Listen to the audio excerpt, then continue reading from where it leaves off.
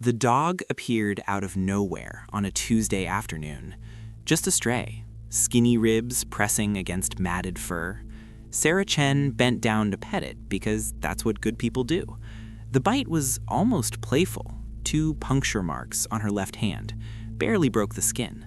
She washed it with soap, wrapped it in gauze, went back to scrolling her phone. That was her first mistake. The second mistake was not going to the hospital, because it was just a dog bite, because the dog ran off before she could catch it, because she had a work presentation in the morning and couldn't afford the ER copay. So she went to bed. The wound throbbed, a dull ache that felt like a bruise forming from the inside out. Day 2, the bite mark turned purple, not the purple of normal healing, the purple of something wrong. She pressed her thumb against it. Heat radiated through the tissue, but no fever, no swelling, just heat, localized, angry. She put Neosporin on it, covered it with a fresh bandage, took 2 Advil, told herself it was fine. It wasn't fine. What Sarah didn't know was that a microscopic army had already invaded her body. Each viral particle looked like a tiny bullet under an electron microscope, RNA wrapped in protein, simple, elegant, ancient. The rabies virus, Lysiva virus. It had been perfecting its kill method for thousands of years, and it only needed 1 entry point. The virus didn't multiply at the wound site. That's not how it works. Instead, it did something far more sinister.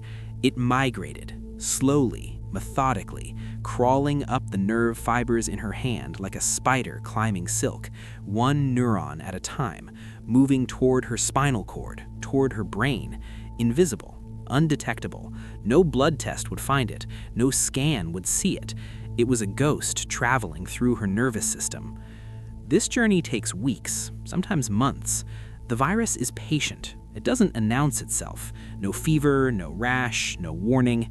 Sarah went to work, went to the gym, went out for drinks with friends, laughed, lived, completely unaware that something was eating its way toward her brainstem. Week 3. A headache started, dull at first, like pressure building behind her eyes. She blamed her computer screen, bought blue light glasses, drank more water. The headache persisted.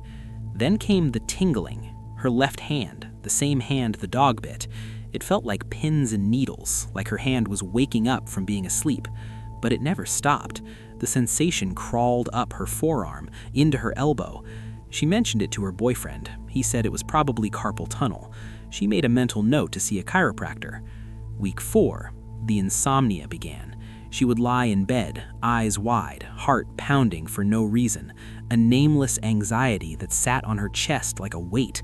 She tried melatonin, tried meditation apps. Nothing worked. She was afraid. But afraid of what? She couldn't name it, just a creeping dread that followed her from room to room. The virus had reached her spinal cord. Now it climbed faster, racing up the highway of nerves that connected to her brain. And once it crossed into her central nervous system, there was no turning back. Week 5, the confusion started. She forgot her coworker's name, stood in the grocery store for 10 minutes trying to remember why she was there. Her boyfriend noticed, asked if she was okay. She snapped at him, then apologized, then cried for an hour. Something was breaking inside her mind. She could feel it, like ice cracking on a frozen lake. The bite mark on her hand had long since healed, just a faint scar, 2 pale dots. Easy to forget, easy to ignore. But the virus remembered. It had made a home in her neurons, replicating, spreading, building viral factories inside her brain cells. And soon it would activate its final protocol, the protocol designed to turn her into a transmission vector. If you found this story terrifying, hit the like button. Not for me, for the next person who might ignore a bite. Awareness is the only weapon we have against invisible enemies. 1 click could save a life. Day 36. Sarah woke up thirsty. Her mouth felt like sand. She walked to the kitchen, filled a glass with tap water, brought it to her lips. Her throat seized, not a gentle closing, a violent spasm, like her esophagus had turned into a fist. The water touched her lips and her entire body recoiled. She dropped the glass. It shattered on the tile floor. Water spread across the kitchen like blood from a wound. She stared at the puddle, confused, terrified. She was thirsty, so thirsty, but the sight of the water made something primal scream inside her brain. Her boyfriend found her 20 minutes later, still standing there, staring at broken glass, shaking. The ER doctor saw her at 11 p.m., young, confident, probably 3 years out of residency. He listened to her symptoms: headache, insomnia, anxiety, trouble swallowing. He nodded, typed notes into his computer, asked if she'd been under stress lately. She said yes. Everyone says yes. He diagnosed her with a panic disorder, wrote a prescription for Xanax, told her to follow up with a psychiatrist. She left the hospital with a paper bag containing pills that would do absolutely nothing. Day 37, the fever arrived. 101 degrees, then 102. Her skin burned, sweat soaked through her sheets, but worse than the fever was the saliva. It poured from her mouth, thick, excessive. She couldn't swallow it. The swallowing reflex had broken. Every time she tried, her throat muscles went into spasm, so the saliva just accumulated, dripped from her lips, soaked her shirt collar. Her boyfriend called an ambulance. The second hospital, a different doctor, more experienced. He saw the drooling, saw the hydrophobia, saw the confusion in her eyes. He asked one question: "Have you been bitten by any animal in the past 2 months?" Sarah's eyes widened. The dog, the stray dog, the tiny bite that healed. She nodded. The doctor's face changed. He'd seen this before, once in medical school, a training video from India. He ordered a nuchal skin biopsy, a small piece of skin from the back of her neck, where hair follicles connect to nerves, where the virus hides. The lab technician prepared the sample, stained it, looked at it under immunofluorescence, and there they were, glowing green against the black background. Rabies antigens, thousands of them, clustered in the nerve endings like stars in a dead galaxy. The diagnosis was confirmed: rabies, encephalitic stage. The doctor pulled up her chart, calculated the timeline. 5 weeks since the bite. The virus had reached her brain, replicated through her limbic system, hijacked the parts of her brain that controlled fear, thirst, aggression. It had one goal now: make her bite someone else, spread itself to a new host. That's why the hydrophobia existed, not to torture her, but to prevent her from washing her saliva out of her mouth, to keep her saliva concentrated, infectious, weaponized. Dr. Keller called for an infectious disease specialist, Dr. Raymond Keller, 58 years old, gray beard, tired eyes. He'd published papers on rabies, studied it in Uganda, in Thailand, in rural Mexico. He knew the statistics, he knew the outcome.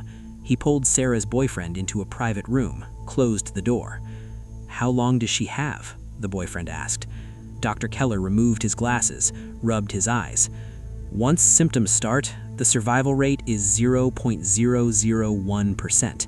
Maybe 6 people in recorded history have survived, and most of them had severe brain damage. There has to be something, a treatment, a cure. We can try the Milwaukee protocol, induced coma, antiviral drugs, but it fails 99% of the time, and even if she survives, she won't be the same person." The boyfriend sat down. He thought about the dog, the stupid stray dog, how Sarah smiled when she pet it, how she joked about taking it home, how something so small, so forgettable, had killed her. Here's a question for you. When was the last time you washed your hands after touching an animal, even a pet, even your own dog? Drop your answer in the comments, because most people never think about it until it's too late. Dr. Keller walked back into Sarah's room. She was strapped to the bed now, not because she was violent, but because the seizures had started. Her body arched, muscles contracted, foam leaked from her mouth. The virus was dissolving her brain tissue, liquefying the connections between neurons. She was conscious, trapped inside a body that no longer obeyed her. She could hear the doctors talking, hear them say the word fatal, but she couldn't speak, couldn't scream. The virus had paralyzed her vocal cords. It was shutting her down system by system, organ by organ, and she would be awake for all of it. The virus had evolved this strategy over millennia: infect through saliva, travel silently, strike without warning. By the time the host realized what was happening, they were already a corpse that hadn't stopped breathing yet. Perfect, efficient, unstoppable. Dr. Keller prepared the Milwaukee Protocol anyway, because what else could he do? He induced a coma, pumped her full of ketamine and midazolam, administered ribavirin and amantadine, antivirals that had never worked, not once, not ever. But hope is a drug stronger than any chemical, so he tried. Sarah's brain activity flatlined on the EEG monitor, not dead, but quiet. The virus continued its work in the darkness, boring through her hippocampus, destroying memories, erasing the person she used to be. Her brain swelled against her skull. The pressure built. On day 42, 6 days after the diagnosis, Sarah Chen was declared brain dead. The ventilator breathed for her. Her heart still beat, but the person behind her eyes was gone. The virus had consumed everything that made her human, left only a shell, a warning, a cautionary tale. Her boyfriend authorized the organ donation, but they couldn't use anything. The virus had contaminated her entire body, every tissue, every cell, even her corneas were infectious. So they unplugged the machines, let her heart stop, cremated her body, turned a 28-year-old woman into ash because of 2 puncture marks from a dog she pet on a Tuesday. The virus won. It always wins. There is no extraction. No surgery can save you. No scalpel can cut the virus out, because by the time you know it's there, it's everywhere, in every neuron, every synapse, every firing pathway in your brain. You can't extract what has become you. But there was one case, one person who survived. Gina Geese, 15 years old, bitten by a bat in a church in Wisconsin. She didn't seek treatment, didn't get the post-exposure shots. 5 weeks later, the symptoms started. Slurred speech, double vision, tingling in her hands. Her parents took her to the hospital. The doctors knew what it was, knew she was supposed to die, but Dr. Rodney Willoughby refused to accept it. He created a protocol no one had ever tried, the Milwaukee Protocol. Induce a coma, shut down the brain's metabolic activity, starve the virus of resources, give the immune system time to catch up. It was a gamble, a desperate Hail Mary based on theory and hope. He pumped Gina full of ketamine, midazolam, ribavirin, amantadine, turned her brain into a chemical war zone. For 7 days, Gina Geese was technically absent. Her body breathed, her heart pumped, but the mind behind her eyes was gone, dark, silent. The virus replicated in that darkness, attacked her neurons, but something strange happened. Her immune system fought back, produced antibodies, neutralized viral particles, slowly, painfully, cell by cell. On day 8, Dr. Willoughby reduced the sedation, waited, watched the monitors. Her brain activity returned, faint at first, then stronger. She opened her eyes, blinked, looked at her mother, tried to speak. The words came out garbled, wrong. Her motor cortex had been damaged. The virus had chewed through parts of her cerebellum, left holes in her neural network like bullet wounds in glass. But she was alive, the first person in medical history to survive symptomatic rabies without the vaccine. The extraction wasn't physical, it was temporal. They extracted her from death by keeping her in limbo long enough for her body to kill the invader itself. But it cost her. She had to relearn how to walk, how to speak, how to write her own name. The girl who went into the coma wasn't the same girl who came out. Parts of her were missing. Memories, motor skills, the smooth integration of thought and movement, gone, replaced by something slower, damaged, but breathing. Since Gina, the Milwaukee Protocol has been attempted 26 times. 24 people died. 2 survived. That's a 92% failure rate. Most doctors won't even try it anymore because surviving isn't the same as being saved. The real extraction happens before symptoms start. Post-exposure prophylaxis, 4 shots of rabies vaccine, 1 dose of immunoglobulin, administered within days of the bite. It's not cheap. The treatment costs anywhere from $3,000 to $15,000 in the United States, but it works, 100% effective if given in time. The problem is time. You have a window, a narrow one, between the bite and the first symptom, between infection and invasion.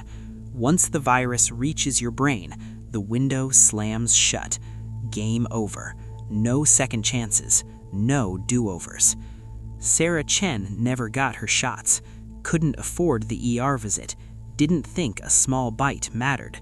That decision killed her, not the virus, the decision.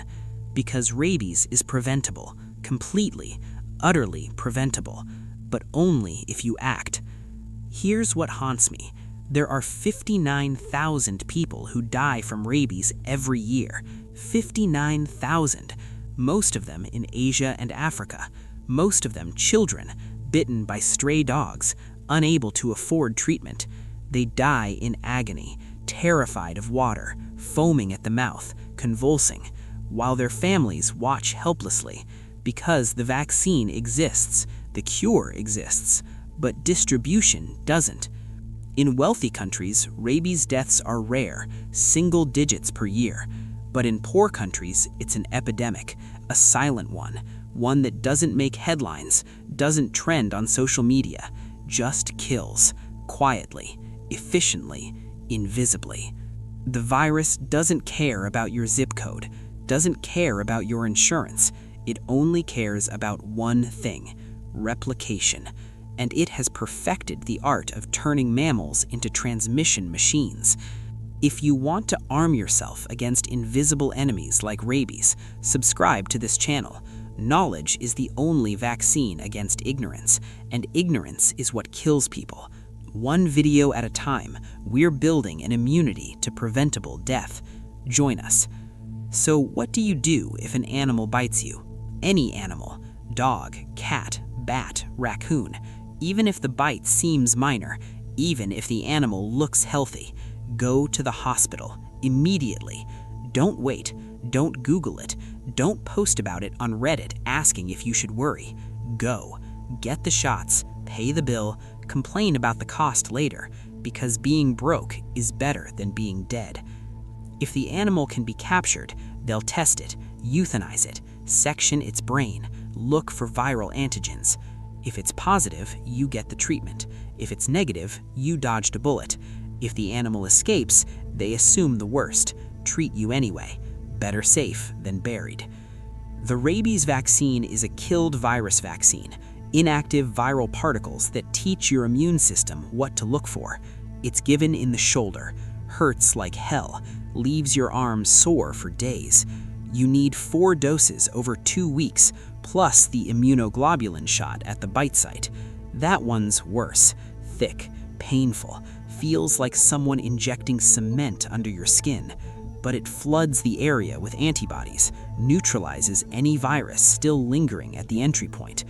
Within 72 hours of treatment, your body has built a wall. The virus can't progress, can't migrate, can't reach your central nervous system. You're safe. Sore, broke, but safe. Sarah Chen never built that wall. The virus had a clear path, walked right into her brain, set up shop, killed her from the inside out. All because of a decision she made on a Tuesday afternoon to skip the ER visit, to save money, to assume she'd be fine. Assumptions are how people die. Let me tell you about the last thing Sarah experienced, before the coma, before the brain death. She was awake, aware, trapped in a body that had become a prison. She knew she was dying, could feel her thoughts fragmenting, memories dissolving. She tried to tell her boyfriend she loved him, but her mouth wouldn't form the words, just drool and grunts, animal sounds. The virus had stolen her humanity, reduced her to something primal, something afraid, something that couldn't even drink water without her body betraying her.